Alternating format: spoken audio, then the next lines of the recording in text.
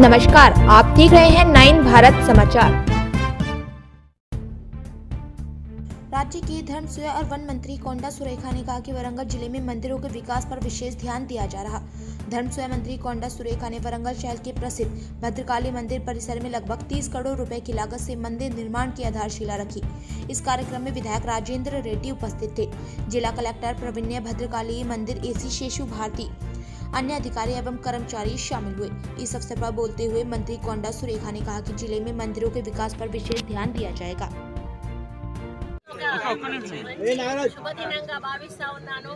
ఎందుకంటే వరంగల్లో భద్రకాళి ఆలయంలో ఉన్నటువంటి వేద పాఠశాలకి సరైన సౌకర్యాలు లేక పిల్లలు చాలా ఇబ్బందులు పడతా ఉండే మళ్ళీ అనుకోకుండా ఈరోజు భద్రకాళి టెంపుల్ డెవలప్మెంట్ కోసం చుట్టుపక్కల ఉన్న మరి నిర్మాణాలన్నీ కూడా తొలగించడంతో వారికి ఉన్నటువంటి అకామిడేషన్ కూడా మరి తొలగించబడింది. దాన్ని వాళ్ళను ఇన్ని రోజులు కూడా ధార్మిక భవనంలో ఉంచడం జరిగింది. అక్కడ వాళ్ళకి సరి అయిన సౌకర్యాలు లేక ఇబ్బంది పడుతున్న తరుణంలో మరి మేము ఎండోమెంట్ నుంచి 1,03,00,000 రూపాయలు మంజూరీ చేసి ఈరోజు ఇక్కడ శంకుస్థాపన కార్యక్రమం చేయడం జరిగింది.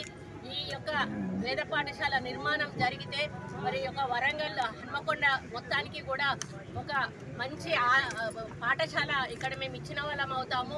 ఇది మాకు చాలా హ్యాపీగా ఉంది.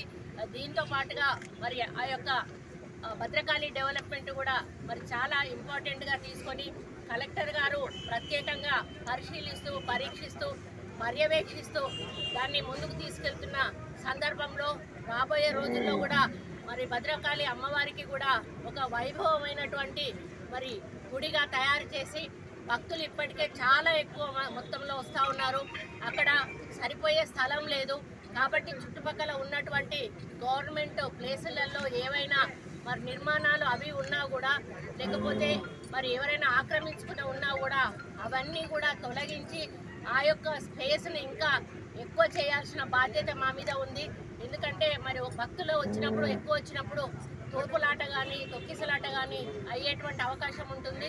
మరి ఆ యొక్క కార్యక్రమాన్ని కూడా మేము ముందుకు తీసుకుపోతా ఉన్నాము.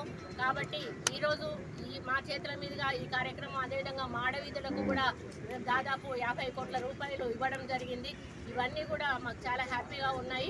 రాబోయే రోజుల్లో వరంగల్లో ఉన్న అన్ని టెంపుల్స్ మీద కూడా ప్రత్యేక దృష్టి సారించి మరి యొక్క మరి ఆధ్యాత్మికంగా ఉన్నటువంటి వ్యవస్థను ఇంకా మేము ముందుకు తీసుకెళ్ళి మరి ఎందుకంటే ఒక ఏజ్ వచ్చిన తర్వాత ఇప్పుడు ఒక ఏజ్ కాదు, చిన్న పిల్లల నుంచే భక్తి అనేది ఈరోజు నేర్చుకుంటా ఉన్నారు. వాళ్ళందరికీ కూడా ఒక మంచి మరి ఏదైనా ప్లేస్ ఉంటుంది అంటే అది ఆలయాల్లోకి వెళ్ళినప్పుడే ఆ ప్రశాంతత లభిస్తుంది. ఆ ప్రశాంతత లభించాలంటే అక్కడ అన్ని సౌకర్యాలు కూడా సరిగా ఉండాలి. ఆ సౌకర్యాలని కల్పించి భక్తులకు మరి మంచి ఒక ప్రశాంతమైన వాతావరణాన్ని నెలకొల్పే దిశగా మరి అన్ని ఆలయాలను కూడా ముందుకు తీసుకుపోతామని తెలియజేస్తూ